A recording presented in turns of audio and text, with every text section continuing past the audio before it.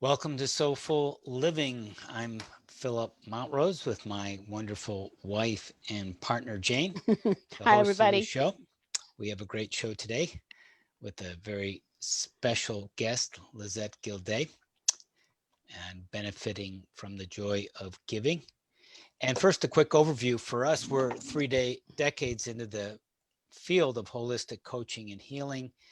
We're published authors, trainers, coaches, directors of IAHP, the International Association of Holistic Practitioners. And that's part of Awakenings Institute, a nonprofit organization dedicated to creating a more loving world where the unique gifts of each person are honored and nurtured. So this is timely for Lizette to be with us today, who's a wonderful example of giving and love and nurturing and what the show is all about, soulful living. And today, as I said, the tip she's going to be sharing is the benefiting from the joy of giving. And we recommend, if you like this, to share the show on other platforms and to other people you know. And we welcome Lizette. Jane?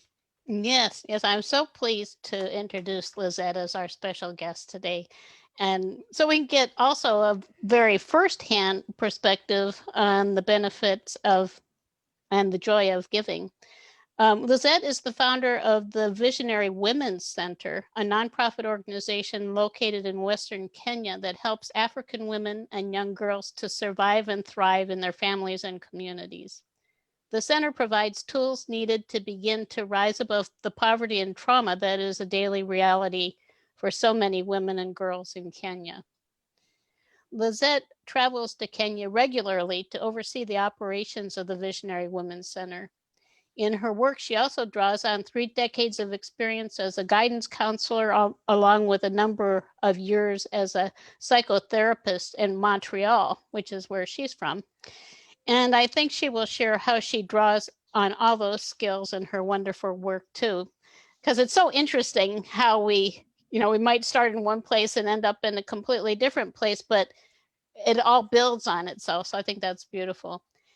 More recently, from related to us, Lizette also became an ordained minister with Awakenings Institute as part of her mission.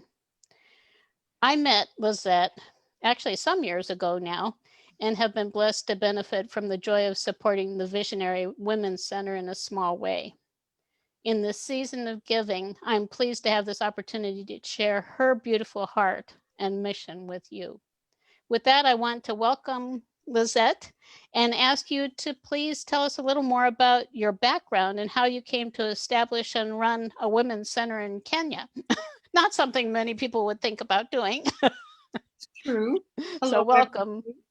Thank you. Hello, everybody. And thank you very much to Philip and Jane for having me on at this Christmas time.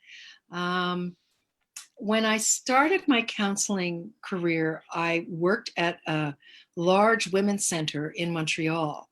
And I was so impressed with what magic happens when women support other women in moving forward with their lives and all the different aspects of their challenges and their issues.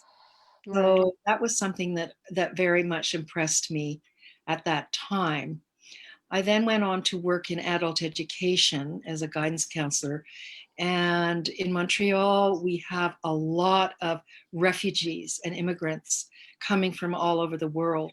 So I had the privilege of working with many different refugee groups, starting with the Vietnamese boat people, and then Mm. the Tamils, and then the Afghans, and it just went on and on. So I learned a lot about um, counseling and working with different cultural groups. When I retired at 60, I had always wanted to work in the developing countries Mm. when I retired, or a developing country. And I assumed it would be Peru because my adopted daughter is from there. And I also had extensively studied energy medicine based on the Peruvian shamanic tradition. So I had been there to do that as well. but the universe had other plans for me, Right. as it so often does, eh? Right. Yeah. Um, so my adventure in Africa began after I retired, and I decided to go and visit an old school friend of mine who had an NGO in Uganda. And she had ended up living in Philadelphia and had become a Quaker.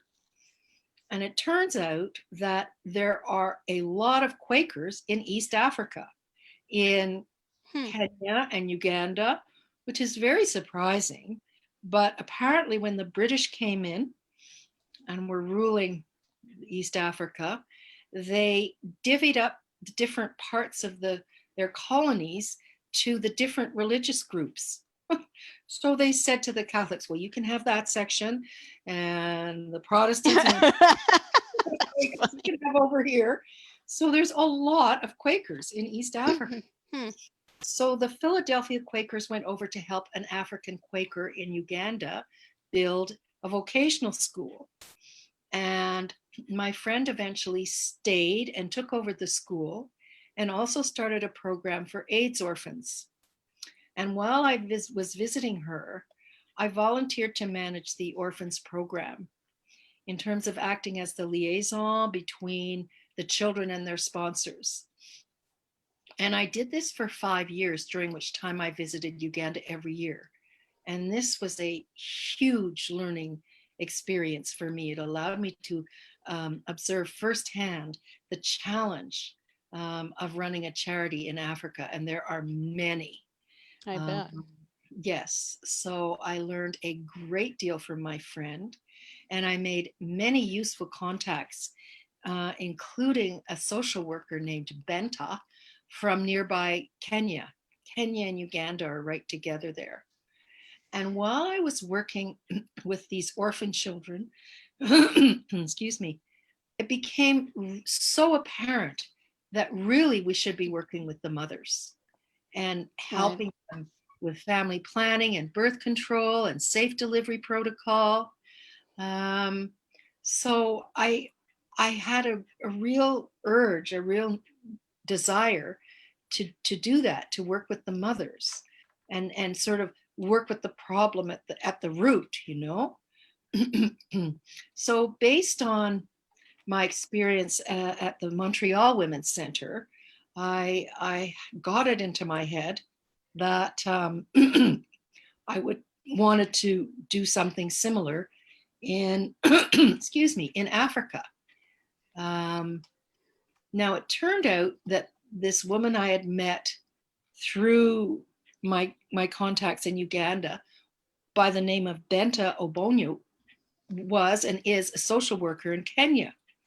And she and I became quite, good friends from afar, writing and that kind of thing. And I said to her, so do you want to start a women's center in Kenya? And she said, sure. Of course. So I didn't have any funding. I didn't have any donors. Wow. But I'd been involved with donors for 5 years, working with my friend's project. And I felt I knew how to work with donors. And I was willing to put my own money up to get started, even though I'm a single mother and I have a modest pension. But I also felt very strongly that I wanted to share my modest retirement income with women in the world who were more needy. And I just had faith that the universe would support me. So I sort of stepped off the cliff. Right. Yeah, and it's so interesting. People often say to us, varieties of people, that they never would have thought of doing what we've done, and like, how did we ever figure this out and everything. And it was very much like what you're saying. It's one thing leads to another. It's not like there was this, master plan or even what we were expecting. Like you said, you were expecting it might be Peru, and it turned out to be Kenya.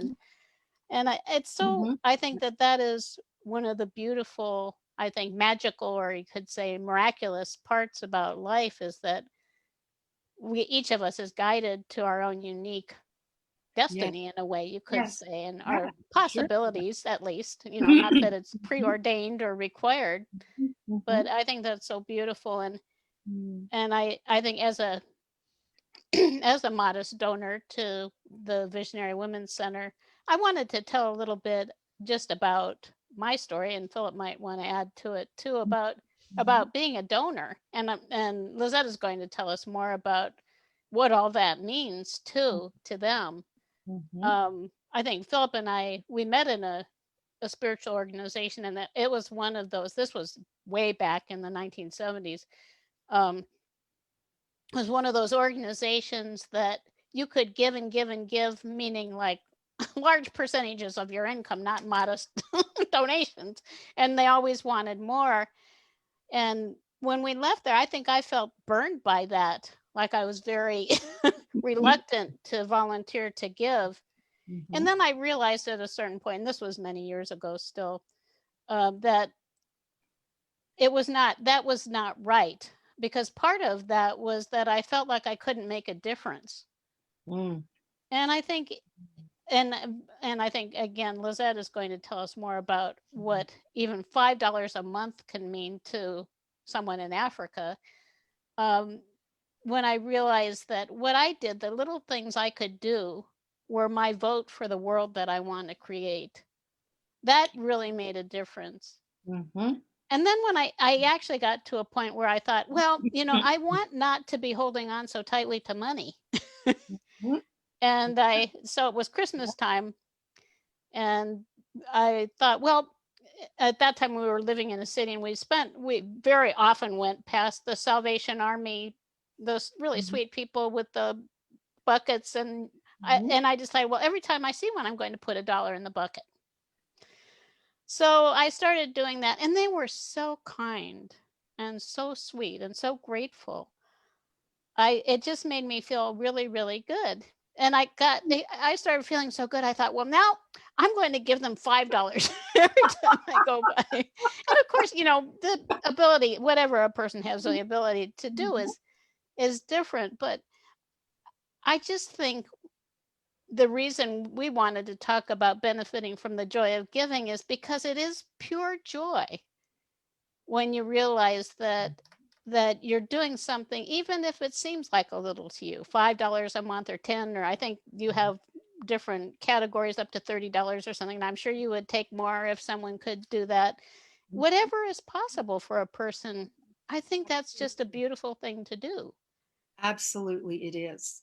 And in my situation, um, I, my access to funders and to donors is somewhat limited. I have some very good funders now who are supporting us every year, but I still have to put quite a lot of my own money in every month.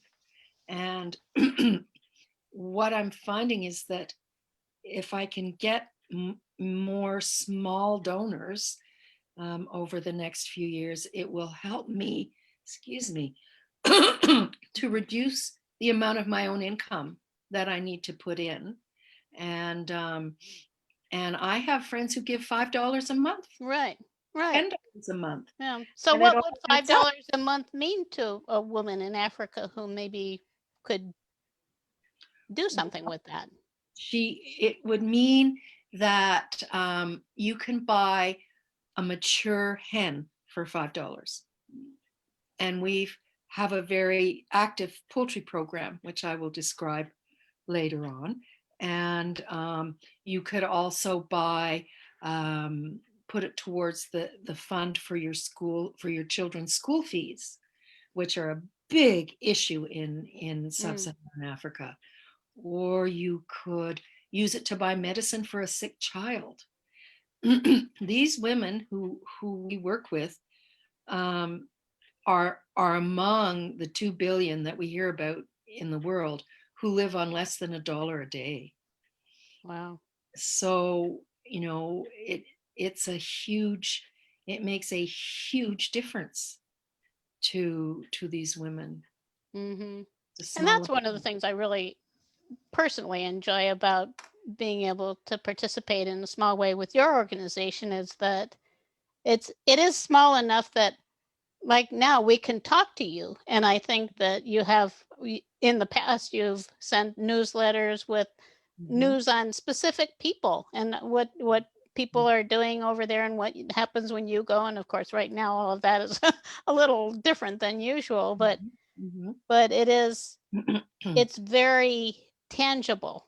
It It's is. not like giving a little to a big organization and you think, well, gosh, this is this huge thing, which still I think is a good thing. We, Yes, we give it to is. Save the Children and a number of different causes because we feel like there are so many of them that are important.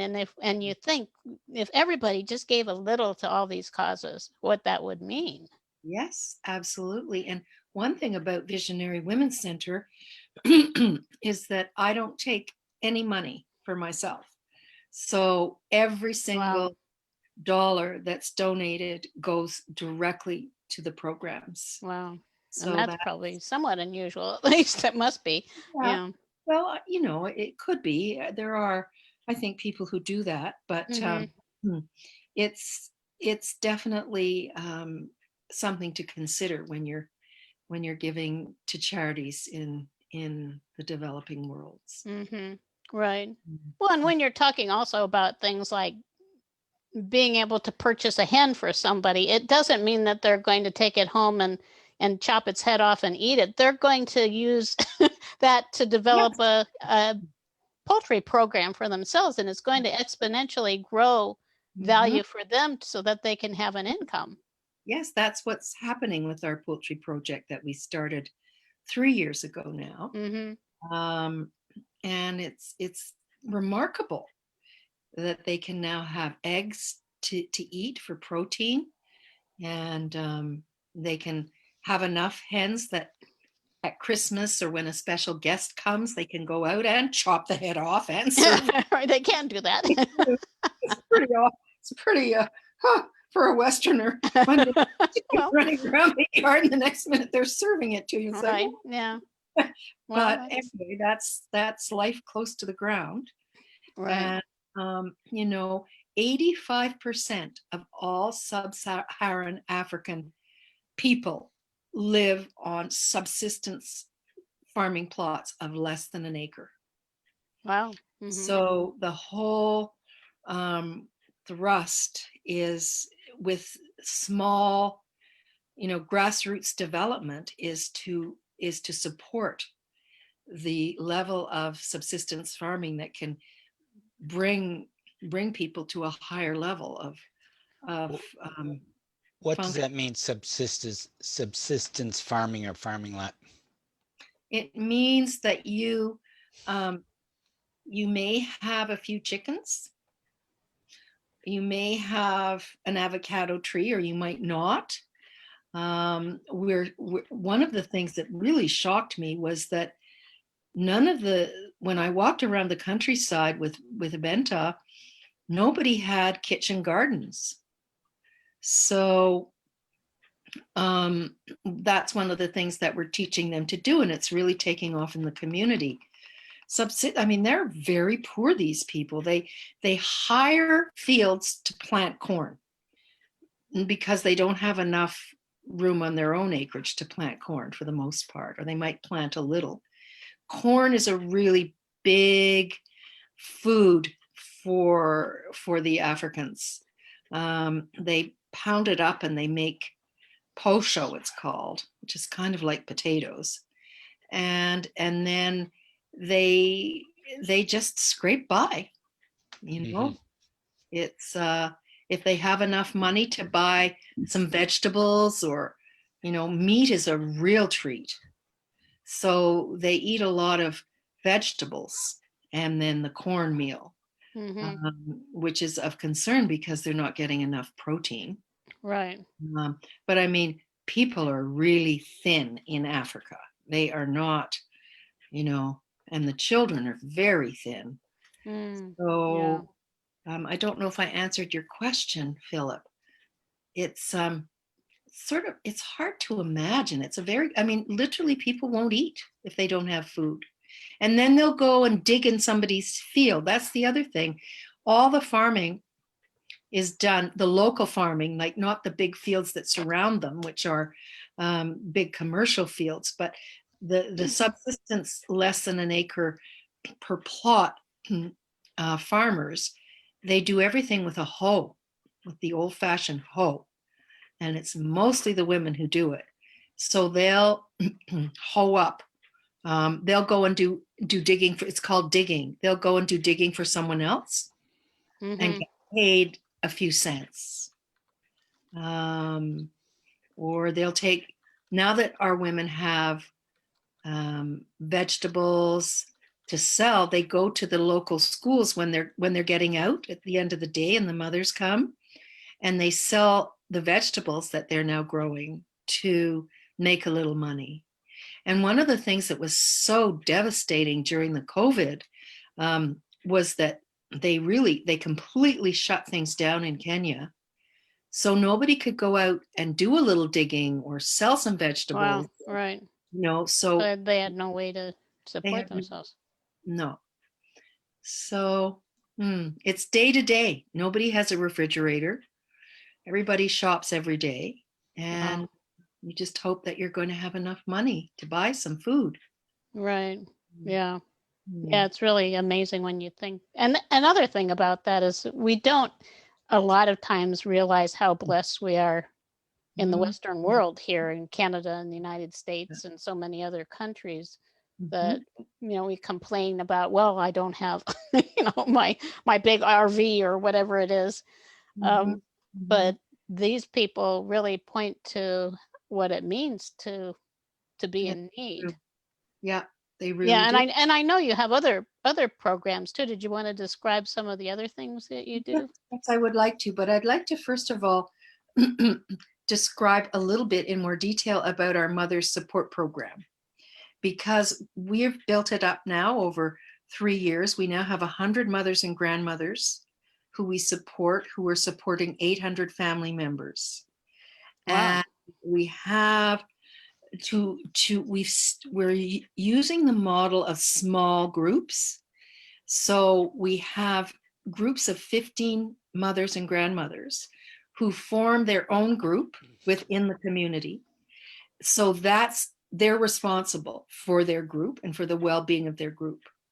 And the first year we do what's called table banking, and it's all over Africa. It's an amazing small group savings program where everybody puts in what they can, and it gets held in the group for a year. But every time you come, every week or every 2 weeks, you have to bring a little something to contribute. So when you cash out at the end of the year, you get more than you put in. And you can also take small loans if you need it, if you have an emergency during the year.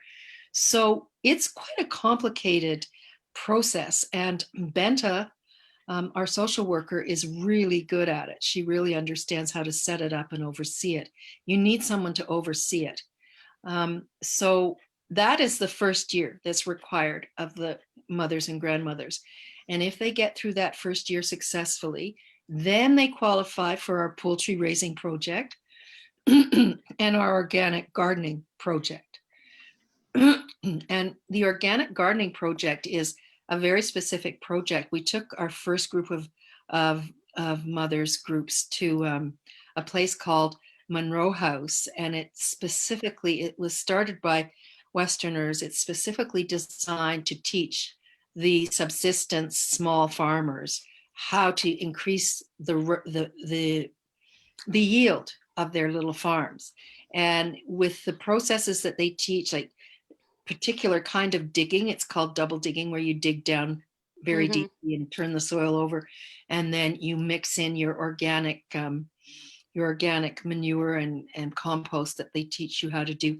As I said before, you can increase the yield of that little plot 2 to 6 times, which is huge, Right. Yeah. Another thing and then doing it organically too, and training that rather than training something that's not that obviously much more beneficial for the future. And they can't afford to buy fertilizer anyway, and their soil much healthier. We also are providing them with what are they called? Gardening bags. And they're huge bags where you can plant. They have little openings out the side and on the top, and you plant In the bag. in the bag. Wow. They have a very long dry season in Kenya, and some of the women who don't have water nearby have to walk, a mile there and back to get water. So this way they can use a little bit of water and still have vegetables Mm-hmm. during the dry season. Yeah. So, and then we also have a lot of emphasis on family planning and birth control. And also we have a special program now for reproductive health. So if we have women who are really having problems, we can take them to the gynecologists in the local town, which is so amazing to be able to do that for them, Right. And it's really interesting, like these rural African women really understand the whole issue of family planning and birth control now. I'll be sitting in literally a mud hut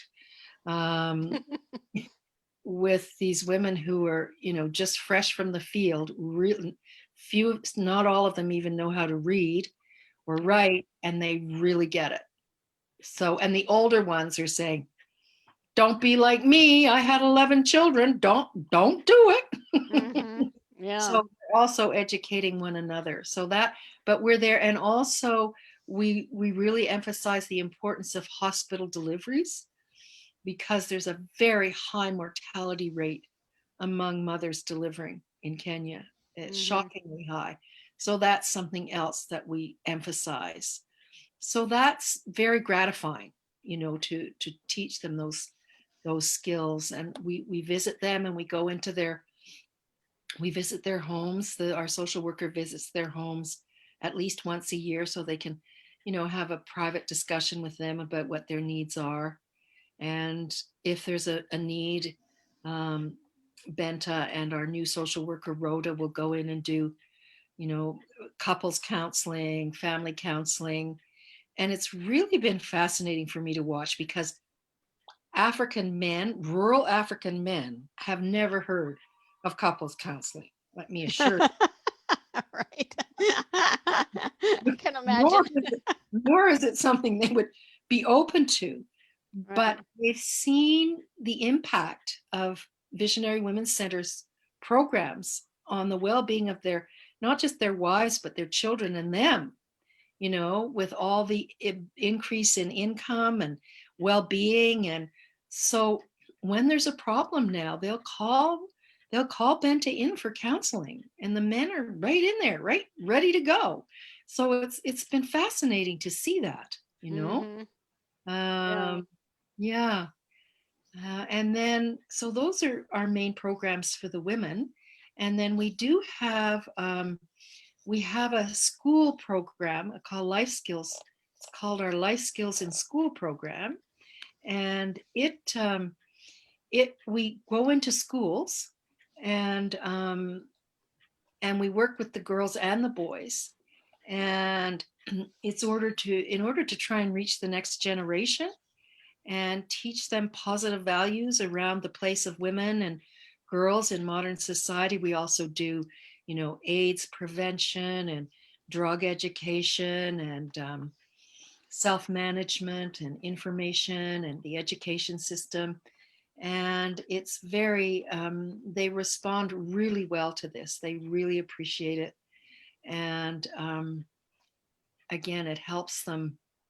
It encourages their self-esteem and their assertiveness, especially the Right. girls, but also the boys, just to have someone come and talk to them about these things. Right.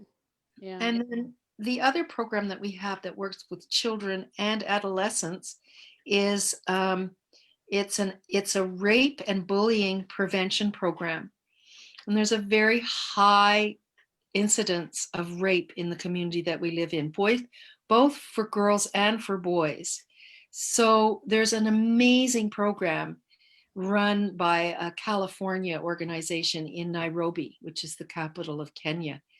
and it's called No Means No Worldwide. And we've based our workshop, model on their workshop model. And they've started off in the slums of Nairobi, which are really heavy duty slums.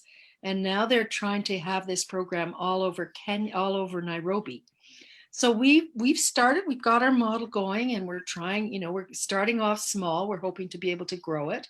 Right. And it's a wonderful program. It has, it looks at all the aspects of,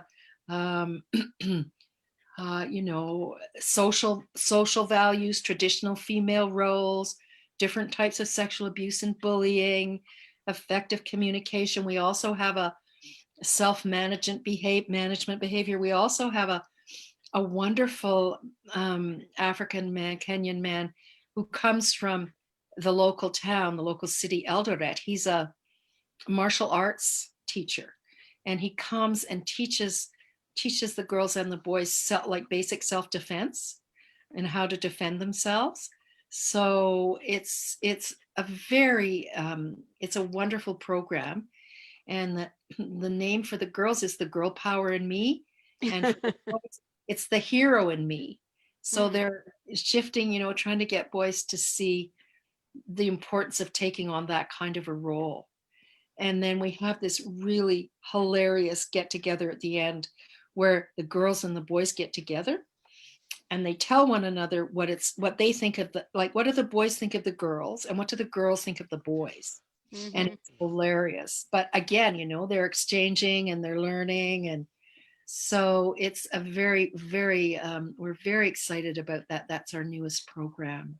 Yeah, that's really incredible, all the things you can do. And when people, it is so easy to be in that kind of a place of thinking, well, why bother? It's all too hopeless. It doesn't matter. You can see where just, a small amount going in makes a big difference in a place like that. And I do think, I don't know if you have statistics on this, Lizette, that poverty, the level of starvation and real poverty is going down. Yes, it is. And it is. So people like us who can just do a little are making a difference. It's a very interesting question. And, having spent 10 years now in Kenya and Uganda and observing what's going on, there is a huge amount of effort being put in to shift Africa to the next level. And something really interesting that I just started realizing last year, every single person I work with over 30, Benta and all her executive committee and all the people I meet, they all come from polygamous families.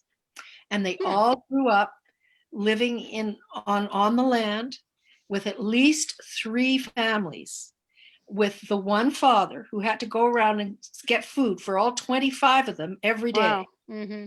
So it's and they didn't, they couldn't read or write or so it's, Africa has gone in one generation from rural polygamous families to university training, everybody trying to finish school, and it's Western-based education that they're getting. So it's a huge shift in one generation. Right. And one of the things that we talk about, those of us who go over and work with the Africans, is that one of the things that we're trying to do is educate and uplift enough people that they can start forming a middle class, because there's never been a middle class. There were the British colonials, and then they only left in the 60s or the 50s. And then you had sort of the overclass that the British colonials left. And now you've got this huge number of people who were living as peasants on the land. And they're like Benta and all the people in our executive committee and everyone we work with. So it's this huge effort to try and get enough of this generation educated and working in that way. So it's a really interesting challenge, but I think Mhm. that's the vision that people who are working there have, and it's happening. Right, and that's the thing. It's not just a vision, like one of those things that's like it's this far out kind of idea. Yeah. This is a very practical Mhm. idea, and it is it is. I've been impressed when I've received your newsletters at how joyful and grateful and Mm, just engaged the women seem to be too. yeah. African women are a force to be reckoned with. And Really. the African grandmothers are something else again. They will take on 2, 3, and 4 orphans because their children have died of AIDS, or like the parents, the mother's children has died of AIDS, or they've left. A lot of women leave their children and go into the city to work, Hmm. um, and that kind of thing. So these, and then I know one grandmother who has 2 or 3 of her kin that she's looking after, little ones like 5, 6, 7, 2, and she took on 2 orphans from the street. Her Wow. son brought them home and said, they're just sleeping on Just the street, Mom. from big Bring heart, huh? and they don't have enough to eat, and Right. but they do it anyway. And I say to the grandmothers, you are so amazing. I mean, the grandmothers in North America sure wouldn't be having 4 or 5 kids, you know. Right. And the mothers and grandmothers, they They're work on cruise so this year. hard. Hmm? Right. Well, I said they're on cruises, but not this year. Yeah, yeah, not this year. The retired people off on a cruise somewhere, Yeah, which you is have. fine too. I'm not putting that down, but I just am so impressed with what is possible in a situation like this, Yeah. and I think Philip, we didn't get a chance to hear from you on the joy of giving, kind of maybe your background and how you Well, feel about it. yeah, I think it's great to look at your life like where can you give, what can you give could be material, could be your time, could be your energy, Right, that too. could be Yeah. your attention. And it's really inspiring someone like Lizette, who's been pretty selfless for her time and energy to devote to other people. She has a calling, something that inside her is calling for her journey, her Right. destiny to do that. But as Jane was saying, everyone sort of has their own ways of doing it. There's a lot of different touch points, a lot of different ways you can give and connect with other people. Mm-hmm. Yeah. Mhm. Yeah. I think just in a general, as a general comment, being able to give a little time too is a good thing. Philip Definitely. and I have done that over the years, and I'm actually uh, I work with CASA. I'm a CASA, which is the child advocates in the United States. And do they have CASA in Canada? It's really a wonderful thing. Do you, Mhm. do you know about CASA? No. Is that well? It's an organization. I'm trying to think what it is. It is well, it's child advocates, and they actually are mandated by the court Mhm. to advocate for children who are in the social welfare system in the United States. Mhm. And so these are children who may have been taken away from Mhm. families where there are a lot of drugs or Mhm. mental illness in the family or whatever it is, and they go into the welfare system, and then who knows where they go. they Yeah. they end up in a lot of places, and Yeah. the judges who have to evaluate their situations, they're Mhm. working with social workers who have very little time really with each child. Mhm. So the Mhm. CASA is our mandate as a child advocate is to go in and actually spend time. It's a little different, obviously, now with COVID too, but to spend time with the child every week and have a good understanding of what's happening with that child. And then we report back to the court. That is excellent. It's a wonderful thing. And then also for older children who may not ever be adopted, then the CASA becomes like a fairy godmother or fairy godfather, it's another person, or maybe the only person in some cases, who's there to support them and tell them that they're worthwhile and encourage them on. And so, Yeah. and that's just another example, because I kind of forgot about that when we're Hmm. talking about donating time. And it can be Yes. just an hour or two a week for something that is so meaningful to a child. That's huge for a child. You could be their lifeline. Yeah. Right, One person could make all the difference in a child's life. right. They've done Yeah. studies on that too. If you just have one, even with abusive childhood, if you have one person you can depend on, it can make all the difference how you grow up. Mm-hmm. Yeah. And sometimes they'll be moved from Oh, I one know. one home to another home, and the CASA's always there and moves with them, unless they're taken out completely out of the area where they can't. But That actually the child I'm working with now was moved from one place to another since I started working with him. And I'm the only one who has been a bridge in that, who's been able to, to see that and to report on what that's meant to him. that is So, very impressive. I wish we had that in Canada. That's a very California thing. well, it's all over the United States, though, I think. All over the United States. It started Wow. quite a few years ago now. And it really makes sense when you think about it, that Of course I think does. it started with the judges felt that it was very hard in so many cases. They didn't really have enough information to be able to evaluate a case, because they're deciding on the next step for the child. Yeah. Send them back to the parents, send them here, send them there, take parental rights away, keep the parents involved. There are so many different things that have to be considered.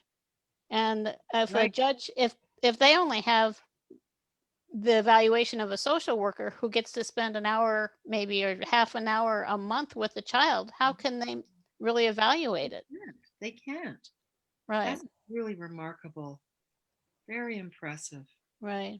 So there are things in that way too, but I think I've really appreciated working with the Visionary Women's Center, and of course knowing you and knowing from you exactly all of the things that are happening and how that is making a difference. It does makes me feel good. Well, and I very much have appreciated your support. And I just wanted to touch on the whole issue of giving, It is Right. and that sense of why bother, or it's all hopeless.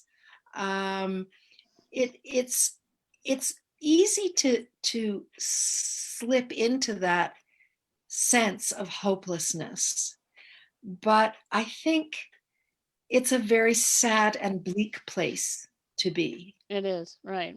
And in a way, it speaks to our worldview and our deepest values to understand that that is a very dark place to end up as a human being. Mm-hmm. Right. It makes you feel bad about yourself and everything. About everything. Yeah. And it's just, I am so clearly aware of all the problems and issues and challenges that Africa is facing, and that the people we are working with are facing. In the last year, they've had droughts, floods, locusts, Wow. COVID, but they still remain resilient and keep putting one foot in front of the other. And if they, can maintain their sense of hopefulness, I think it's a good model for all of us. Mm-hmm. And it makes, as you're saying, it makes such a difference to get the newsletters and to follow the different people Yeah. happening, and to see, and to hear about, I mean, just for me to sit in a hut, a mud hut in rural Africa with 15, mothers and grandmothers, and tell them that they're great and that they are Right. amazing, and that the grandmothers are famous all over the world for what they do. And you see them sort of, They light up. eyes light up, and they're, because those women are treated terribly over there. Mm-hmm. And just to have that information coming in. That's really shifting things. Mm-hmm. And when I speak to the men, everyone's very friendly in Africa, and they come up to you and ask you what you're doing. You know, if you're a white person, Right. bring here. I say, well, I've started a women's center. So they inevitably say, well, what about the men? I was just starting a center. I said, you know, I think the women need it more than you do. Oh, well, you know. And then I say to them, you know, I understand that when there's a meeting, the women all sit on the floor and the men sit in the chairs, because that's what happens. And they go, oh, well, that's cultural. You can't question about us about that. And I say, women all over the world are starting to question you guys about that. It's not cultural. It's, you know, it's not Well, it's not okay. a good cultural anyhow. Chauvinism. Like It's not cultural as an excuse. patriarchal. All right. So that's like, again, you know, it's like the pebble in the pond. It goes in and it moves around, and it's very interesting, that shifting of values and zeitgeist. And yeah, it's so fun. Mm-hmm. And just in terms of making a sacrifice, it's I get as much as I give, you know, and you're saying you get as much as you give. And I can remember somebody, when they arrived in Africa to work on a project, standing the first morning on the porch. This was over at my Quaker friend in Uganda. And he looked out and he was so pleased to be there. He's worked in Africa for years, but he'd come back from England to do this project. And he looked out and he said, you know, I don't know who benefits more. The Africans, because the white people, Europeans, come here, or us who come to work with the Africans. So Right. it's Yeah. like what you get in the Costa program. Mm-hmm. Right. And in our work in general, our mission is to create a more loving world where every individual's unique gifts are honored and nurtured, and that means everybody. And it is Yes. interesting. When Philip and I, of course, we have plenty of opportunities to discuss the polarity that exists in our country, in the United States right now, especially, and how there is a spirit. I don't know if spirit is even the right word, of hatred, you know, and of I need, you know, I need to hate these other people so I can get more. And it just is so obvious to me that we'll all thrive the most if we support each other. Mm-hmm. You know, if you help everybody you can to be the best they can be, can't that be just the best of all possibilities? I mean, I don't know how it could not, rather than, well, like you were saying, if you just give up and say, well, you know, it's too hopeless, you know, how can I ever make a difference? It doesn't really matter. And everybody just sits around and does nothing. Obviously, it's not going to be as good. No. And plus what you were saying about, I think, and it is, to me, the bottom line is our perception of ourselves, and to be able to go and spend time with those women and boost their perception of themselves, that's everything. You know, then they raise their children, their girls, to believe in themselves, and they can they'll be able to be more and do more that way. And they're starting to raise their sons to, you know, to carry the water and carry the sticks, and, you know, those sort of iconic classic Gentlemanly things. Well, no, but in Africa, you know, the classic pictures of the silhouette of the woman with the water on her head. They're carrying everything. I don't find those so romantic anymore now that I've been there, because Right. it's only the women who are doing that. You'll see, I saw a little girl of about 5 with a little bundle of sticks on her head with her mom and dad there. And the son was sitting there with nothing on his head. But we're working on that, you know, and again, it spreads out, and it's like the women are starting to get their boys to help more. Wow. So Yeah. so it's a fascinating experience to be engaged in social change at that grassroots level, and especially as a woman, to be engaged in in educating women and girls and the boys and the men about the new paradigm that's coming in, you know? Mhm. Right. So yeah, it's all very rewarding and enriching. Yeah. Yeah. And you It know is. what the Bible said, it's more blessed to give than it is to receive. And I think I often think about that, and I think Mhm. on some levels it's true, you know? Right. Right. Mm, Yeah, mm. that's beautiful. Speaking of which, um, is there anything you wanted to add before we wind up here, or are you ready to share how people can find out more? Certainly, if you have something else you want to add, we'd No, love to hear it. I think we've had a very good discussion, and I've appreciated sharing with both of you, and hopefully with some of the listeners on what it's like to run a small women's center in rural Kenya, Right. and how Probably that, the first time many of them have heard anything about that. Yeah. well, it's happening out there, and it's fun, you know, Hmm. and That's it's wonderful. enlivening Yeah. and enriching.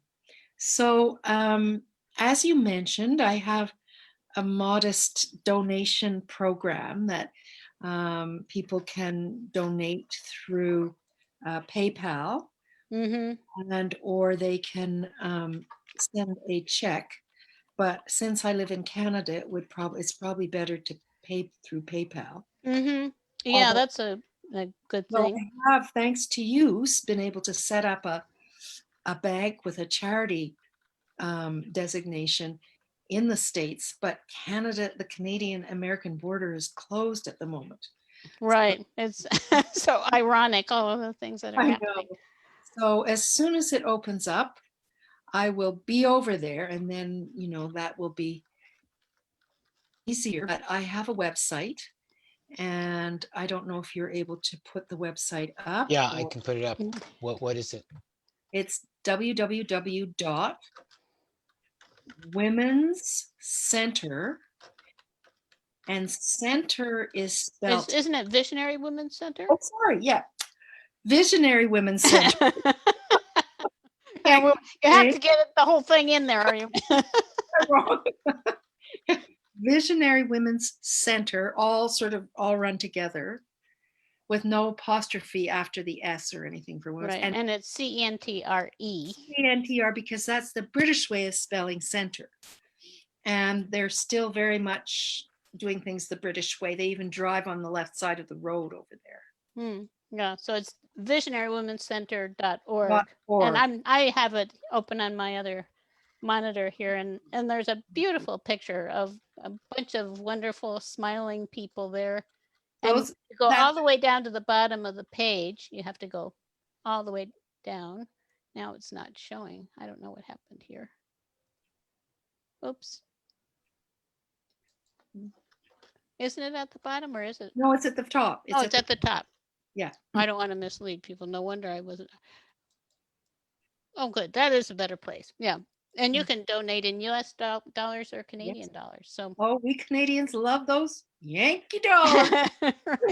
Yeah, you get 25 actually, they get more more than for our their dollar. money on that one. Yeah, we do. And yeah, so you can, there are options as low as $5 a month up to 30. And I'm sure if people wanted to go Yes, above that, that's certainly I possible. haven't figured out how to make it more, but I have one donor who does a double donation every month to Mm-hmm. give more. Mm-hmm. So Yeah. whatever you feel inspired to donate, that would be amazing. And then you'll be on the list to get the newsletter every at least twice a year. And I'm going to try and get it out more.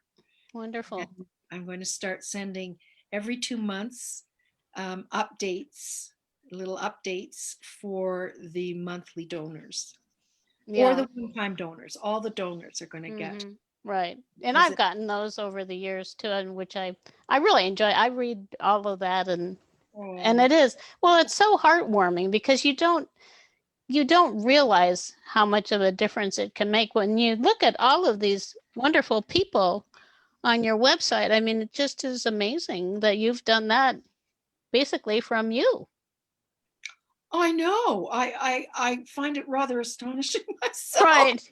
Yeah, my and you think, well, how much of a difference can one person make? And that's Yeah. an interesting thing too. It's like if you can help one person, you're doubling, you're doubling your whatever it is, your ability to make a difference. And look at all those people. And Yeah. yeah, Yeah. yeah, I just think what you're doing is so wonderful.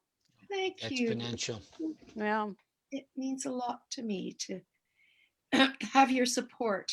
Oh, thank you. And Well, you, I mean, like this is just talking about this. It is. I think that in this time we've spent together, I feel really blessed to be able to give. thank you. Means a lot to me.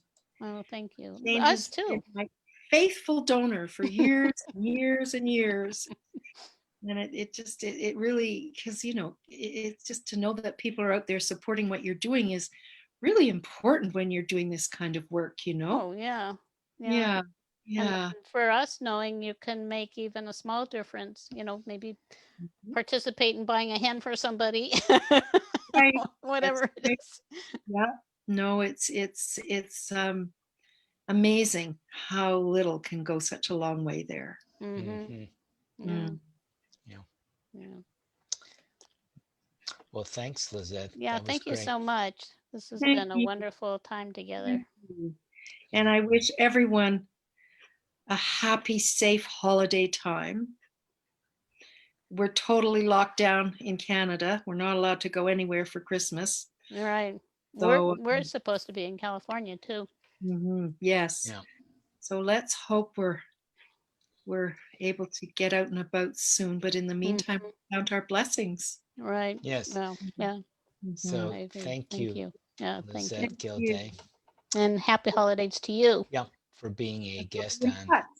the Soulful Living Show with your Visionary Women's Center, talking about the benefits of giving exponentially. It can occur as we described, as you wonderfully described.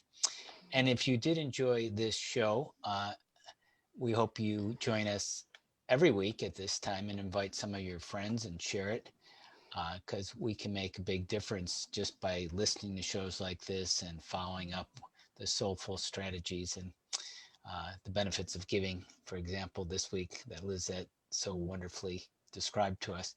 And for us, Jane and myself, our books and courses and offerings, you can find us at gettingthrough.org, gettingthru.org/holistic, gettingthrough.org/holistic. And we do value your support, tuition for our courses and other purchases for our mission of helping to create a more loving world and supporting people like Lizette. And if you can share this message of love with those around you, we can change the world. Have a wonderful week. Thanks again, Lizette. Yeah, thank you, Lizette. Bye. Bye, everybody. Bye-bye.